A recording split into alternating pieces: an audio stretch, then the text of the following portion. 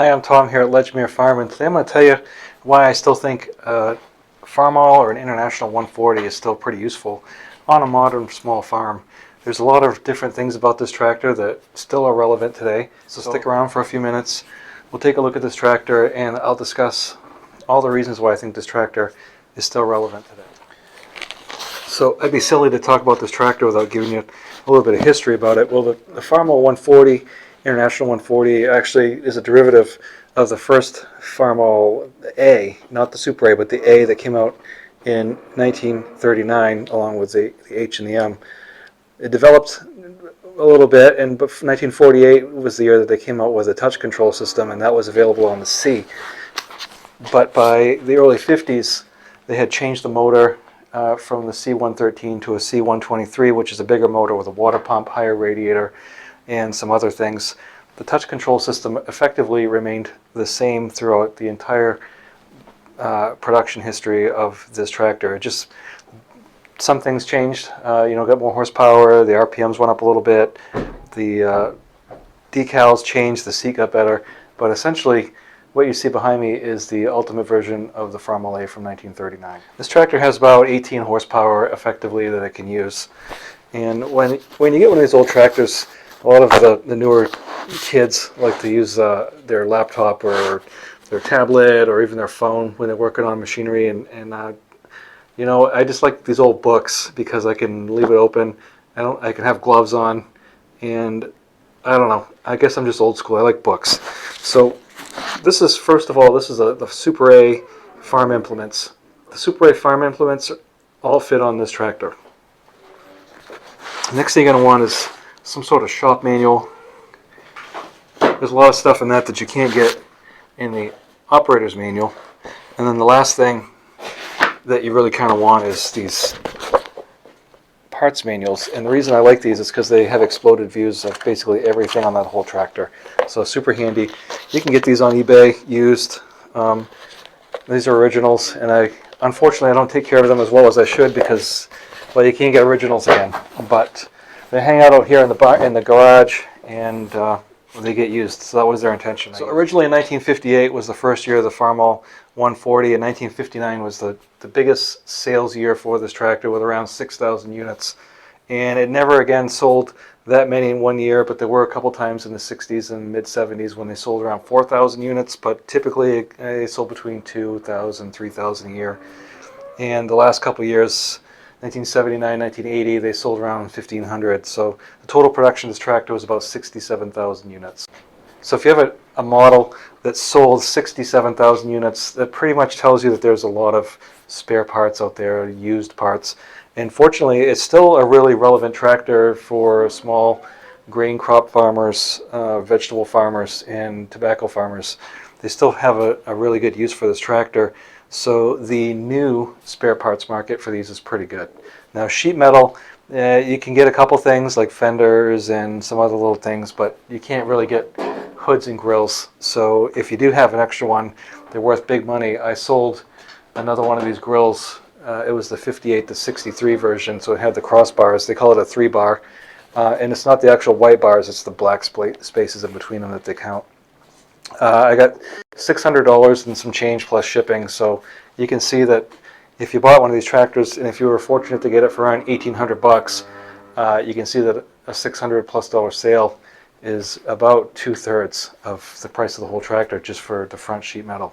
So some people actually buy the old ones and they junk them out because it's a moneymaker for them, and it's one of those things where people hate to see good used tractors getting dismantled, but also people who have good used tractors want parts for their good used tractors. So it could go either way. And personally, I hate seeing them stripped down, but that's what happens. There's a lot of good sources out there for parts for these tractors. One, of course, is eBay, which you really got to be careful and you have to know what you're looking for. And a lot of times you don't have any repercussions.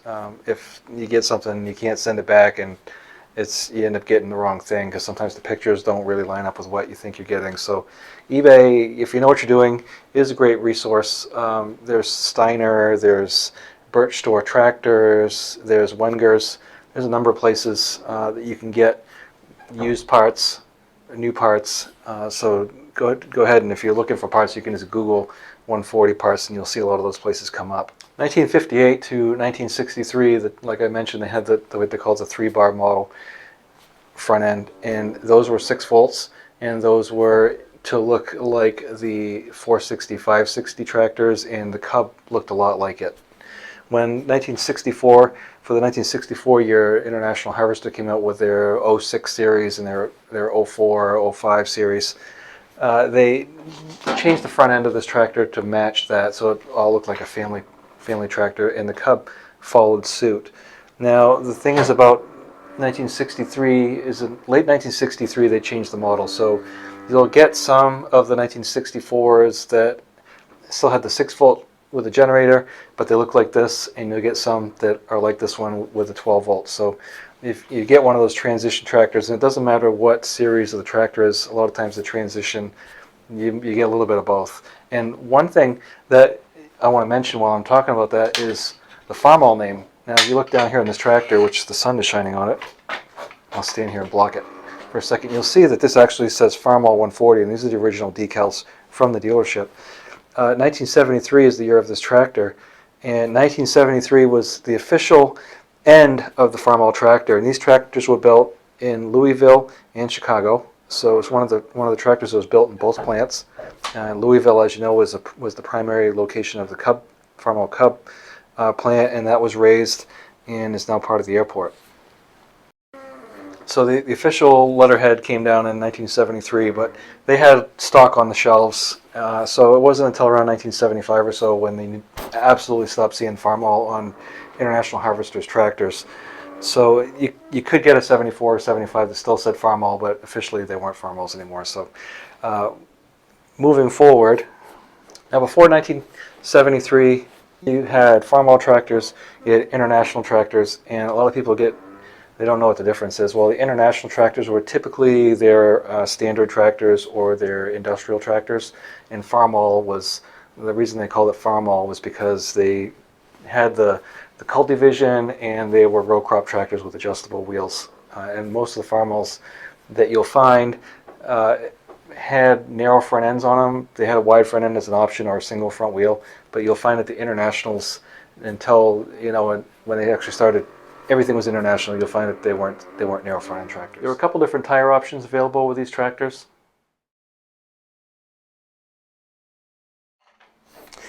You could get the agricultural tires, and these are by far the most common tires that you can get.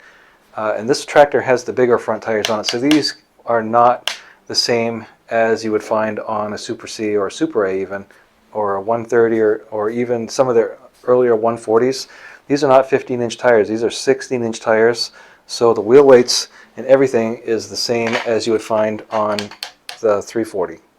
So it's these donuts. The regular 45-pound weights do not fit, and the tires are much bigger. Now this tires on the back are wider. You could also get turf tires, and those were pretty common with municipalities, turnpikes, parks, things like that, where they were on the turf a lot. So this tractor has a water pump, it's gas, it is a 4-cylinder. There's no fuel pump on it, it's gravity feed. And this contraption you see on the side is what they call the touch control unit, and that is controlled by these 2 levers right here. So you have a right and a left rig. And with the 140 you could also get auxiliary valves, so you could put a remote cylinder on it. And I have seen those. They're rare, but they are out there. This tractor, at the end of it, was also available with a factory ROPS with a seat belt. And this tractor has a deluxe seat on it, which is super comfortable, and has the armrests, and it's way better than a pan seat in my mind. And the seats on these are adjustable, so unlike the Cub, this does move forward and backwards. 11-gallon fuel tank, and I've got the stack off because it's in the garage, but you could get these with an adapter to undersling them. Here's your alternator, air cleaner. These are Donaldson air cleaners, and these will not fit on the earlier versions. The way that this pipe and everything is configured is not the same, so that's one of the few things that is not really compatible with, like, say, a Super C or even a 130. They're just not the same.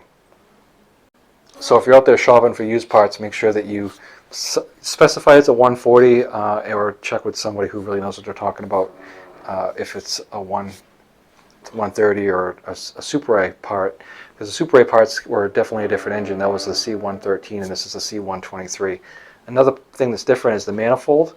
Because of the way that the pipe is right here on the air cleaner, the manifold is different, so the older manifolds from the other tractors do not fit. This is an aftermarket, or actually still an International Harvester product. They just made a lot of them. There was a recall in the late 70s where some of the old tanks, the gas cap leaked and it could cause a fire, so they came out with this cap, and you can still get a free one if you, I think it's freegascap.com, and Navistar, who is the remaining portion of International Harvester, will send you one. So we have factory lighting on this tractor, and these are 12-volt lights. Here you see I've got a cultivator frame on this tractor, and I do have the rear rig for it. Now this right here is what they call the leveler. This levels the fast hitch forward and aft, and it's curved. And when I first got it, I thought I bent it, but then I realized that it was designed to go around the planter unit. So here's your oil fill, here's your distributor coil, spin-on oil filter, which is one of the things that you'll find on the newer ones. And there's still a conversion kit you can buy, but that was original from the factory. And then you can see here's all the kind of prehistoric. There's a solenoid there.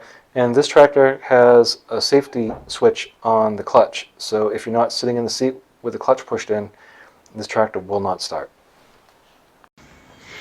International Harvester did make some hydrostatics in the late 60s and 70s, but the 140 was not one of those. So this tractor is only available with a manual transmission or a standard transmission with a 4-speed gearbox. It's not synchronized, so you have to come to a complete stop to change gears.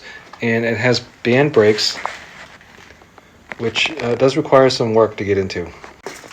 So unlike the Super C, which the brakes are pretty easy to do, this one does involve getting into the final drive, so it's a little bit more difficult, and hence you might often find that the brakes on these tractors may or may not work very well. So this one works good, but that's just something you might want to be aware of. It does have wheel weights front and back. Now this side of the tractor, because it's offset, and they call this cultivision because when you sit in the seat you can see where you're driving, and that is for cultivating or side dressing or planting. And you can see I've got the fertilizer down there. This has the bigger steering wheel on it, so instead of the small one, it has the bigger one. And you can see when you're in the seat, you've got your charging indicator, and then off to the side down there is your oil pressure gauge. And unfortunately these don't have a temp gauge on them, even though they have a water pump. So the Super C and the 200, 230 have, down here there's a little temperature gauge, but that's not something that was available with this tractor. So here's your governor control or your throttle. Down there on the left is your choke. That's a fuse. Down here's your key switch. So this is key switch start. It's not a pull start like some of the other tractors, and if it was, it would have a little pull device here, but this one has an actual key. And then here's your light switch. Now this tractor has flashers on it, so it actually has a flasher unit down there, and rear lights with the flashers on it. This is a shock spring, which is part of your fast hitch, and this is one of IH's proprietary designs, and in my mind there was a really big mistake on their part not to share the patent, because they still had enough time when it came out to share this patent with other manufacturers. Specifically John Deere wanted to buy it, but IH refused, and henceforth everybody at some point just started using the 3-point hitch. So this 1-point fast hitch on it, you can get attachments still, they're out there, and there are some aftermarket brand new attachments you can get. Specifically I've seen like a rake, grater blade, even a bush hog of sorts. So you can still get some brand new attachments for these, or you can find one of these fast hitch adapters, and it works marginally well, because what the problem you sometimes run into is even though this has adjustable widths on it, the top might not work, or there's just sometimes they just don't fit. So your parts your attachments may or may not fit on that 3-point adapter, so that is a potential drawback. This lever right here levels your side to side. Now, that bar I showed you that goes up to the rock shaft levels the front and back. So unlike a Cub that has a crank here, this one is done hydraulically because there's 2 rock shafts and the Cub only has 1. So there's a lot of adjustments you can make on this, and you can slide this the drawbar in, so you can do a lot of things. And then there's your 540 PTO, which is what is on all the tractors these days, but getting a drive shaft through there can be challenging, and you can unhook some of these things, but then you've lost your ability to stop your hitch from doing funny things. So that can be a potential problem. Now, if it's something that you've just got put on the back, like a spreader, you can lift the hitch up and then there's clearance, but if you're using like any other thing like a rototiller or something, that's not going to be really able to work very well. And these don't have an overrunning clutch built in, so you need to get a add-on one, and they look something like this unit right here. So that just has some gearing inside it. All the new tractors these days that have manual transmissions, they have the overrunning clutch built in, and what that does is it allows the machine that you've got on back, say like a bush hog, for the blade to continue spinning, and you can push the clutch in. If you don't have that overrunning clutch, you'll find that you can't push the clutch in because everything's still turning inside the tractor, and that can be super dangerous. A lot of people get hurt really bad because they don't know that they need an overrunning clutch on the manual transmission tractors.